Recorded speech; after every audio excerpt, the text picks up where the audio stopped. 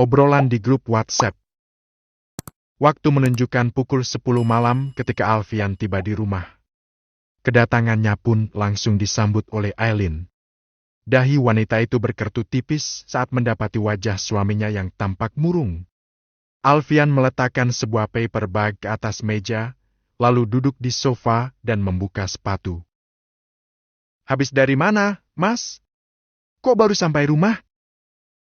Tanya Aileen mengingat tadi suaminya berkata akan pulang di jam 8, namun baru sampai ke rumah 2 jam kemudian. "Aku habis mampir sebentar ke rumah sakit. Niatnya mau bawakan Boy makanan, takut dia lupa makan. Tapi kenapa? Ada Boynya, kan?" "Ada, tapi aku nggak jadi masuk dan langsung pulang." Alfian menatap paper bag berisi makanan kesukaan putranya yang ia pesan dari sebuah restoran tadi. "Loh, kenapa?" Alfian bangkit dari posisi duduknya, ia beranjak dan merangkul pinggang wanita itu. "Ayo ke kamar. Akan aku ceritakan." Aileen pun mengangguk. Mereka menuju kamar yang berada di lantai atas. Saat memasuki kamar, Alfian lebih dulu masuk ke kamar mandi untuk mencuci tangannya, melihat Bisma sebentar, dan mencium bayi mungil yang sedang lelap di tempat tidur. "Tabarakallah anak bontot papa," bisiknya pelan. Setelahnya ia duduk di sofa dekat jendela, menatap taman belakang rumah yang dihiasi lampu-lampu indah. "Ada apa sih, Mas? Kayaknya serius banget." "Iya, aku sedang merasa jahat." Alfian menghela napas. Hati Aileen semakin dipenuhi pertanyaan tentang apa maksud suaminya. "Bisa ceritakan padaku semuanya?" Alfian mengangguk. "Ayo duduk." Ia menepuk tempat di sisinya, meminta Aileen ikut duduk di sana. Dalam sekejap wajah Alfian kembali murung, bola matanya dipenuhi cairan bening. "Bagaimana bisa selama ini aku tidak menyadari kalau anakku memendam perasaannya sendirian? Kenapa aku tidak pernah menyadarinya?" "Boy?" tanya Aileen menatap suaminya. "Iya, aku ke sana membawa makanan untuknya, tapi saat akan masuk ke kamar Alia, aku tidak sengaja mendengar pembicaraan mereka. Boy memilih menjadi dokter karena merasa tidak berhak menjadi ahli warisku karena lahir sebelum pernikahan. Katanya, dia akan merasa jahat kalau mengambil hak adik-adiknya."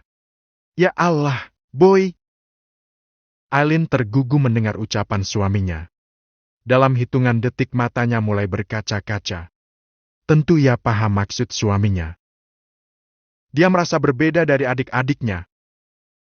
Aileen menyeka ujung matanya yang mulai basah. "Dia mengatakan semua itu?" Alfian mengangguk. "Andai dia tahu seberapa besar aku mencintainya. Dia anak sulungku, kebanggaan dan harapanku. Kalau ada anak kesayanganku, maka itu adalah Boy.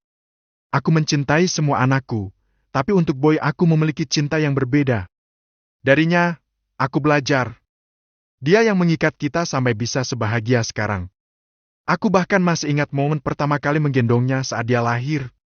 Ini bukan salahnya. Ini salah kita." Tutur Aileen. "Hari ini aku benar-benar merasa berdosa terhadap anakku.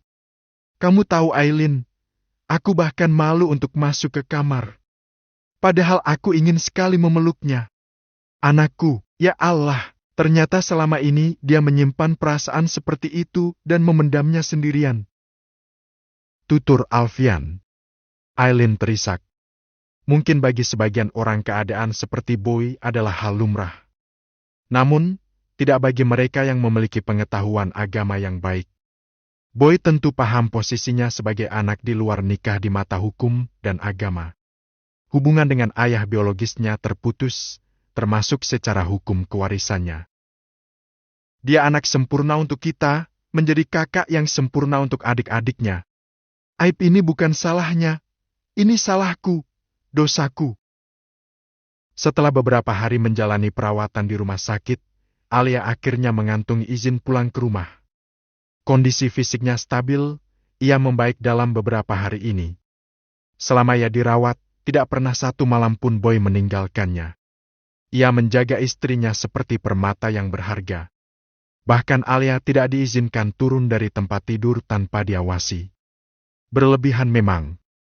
Sambutan hangat dari keluarga melengkapi kebahagiaan Alia malam itu. Mereka membuat makan malam keluarga yang hangat untuk menyambutnya. Lain kali kalau sakit harus cerita ke suami, jangan dipendam sendiri. Ucap Bian sambil menyerahkan sebuah hadiah kecil. Insya Allah. Makasih, Bian. Sama-sama, kakak iparku. Cepat sehat, dan kasih mama papa cucu yang banyak.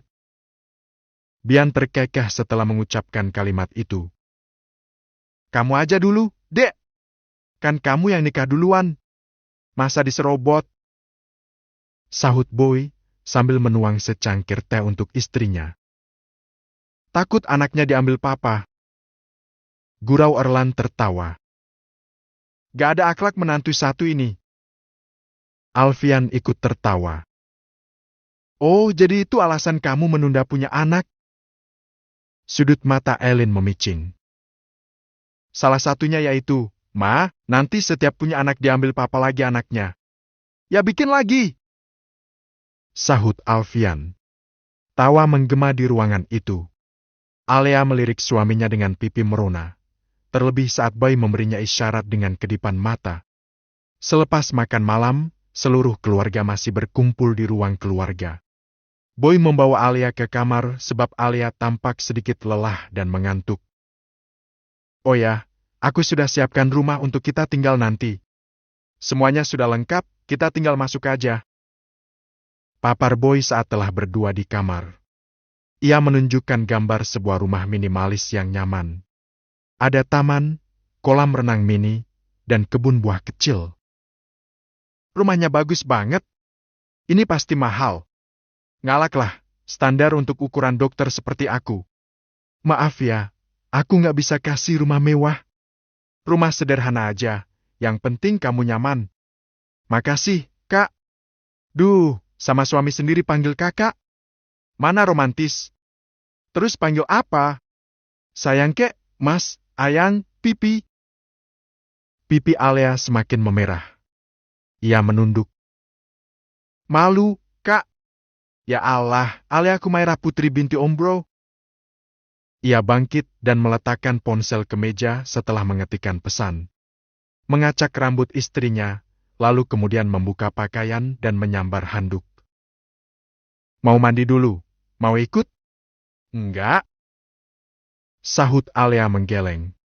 Ketika Boy masuk ke kamar mandi, Alia mulai merapikan tempat tidur. Mengatur bantal dan mengganti pakaian dengan piyama. Perhatiannya kemudian teralihkan pada ponsel milik sang suami yang sejak tadi terus berbunyi. Ia mendekat, menatap layar yang menyala. Grup WhatsApp yang hanya diisi 3 orang itu terasa ramai. Pipi Alia langsung merah membaca pesan teratas. Ada yang malam pertama nih. Raffi. Diam. Boy. Butuh tutorial, nggak, bro? Takut abang iparku kesasar. Erlan. Kasihlah, kan kamu yang paling senior di sini. Raffi, disertai emoji tertawa. Tapi yang udah punya hasilkan kamu, bro. Erlan membalas. Dan hasilnya lagi ngambek. Ia mengirim foto Vio yang sedang manyun.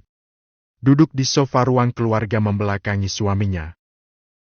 Anakku kayaknya cewek deh. Ibunya ngambek kan? Ayo, bro. Jangan mau kalah sama Raffi. Apa perlu minuman penambah stamina? Erlan. Gak usah minum apa-apa. Gak minum aja dia pasti garang kalau di kasur. Raffi dengan emoji tertawa. Jangan kenceng-kenceng, bro. Kasihan anak perawan. Erlan. Merah sudah pipi Alia. Ternyata sibsert ini obrolan suami-suami kalem jika sedang berkumpul.